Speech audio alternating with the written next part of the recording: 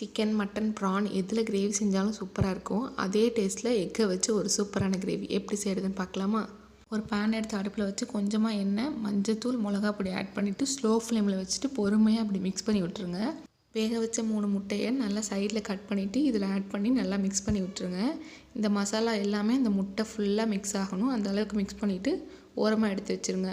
அதே பேனில் எண்ணெய் விட்டு எண்ணெய் நல்லா காஞ்சோடனே கருவேப்பிலை, ஒரு பெரிய வெங்காயம் கட் பண்ணி சேர்த்துட்டு, ஒரு ஃபுல் ஸ்பூன் இஞ்சி பூண்டு பேஸ்ட், இதுக்கு தேவையான உப்பு, ஒரு தக்காளி கட் பண்ணி சேர்த்துட்டு நல்லா மிக்ஸ் பண்ணி விட்டுடலாம். இது நல்லா எண்ணெயிலே வதங்கி அந்த எண்ணெய் திரிஞ்சு வர அளவுக்கு இருக்கணும். இப்போ மசாலா பவுடர்ஸ் ஆட் பண்ணிக்கலாம். அதுக்கு ஒரு full spoon garam masala, egg masala powder ஒரு ஸ்பூன், இதுக்கு தேவையான மிளகா பொடி, கொஞ்சமாக தண்ணி சேர்த்து நல்லா மிக்ஸ் பண்ணி ஒரு மூடி போட்டு க்ளோஸ் பண்ணி வச்சுருங்க.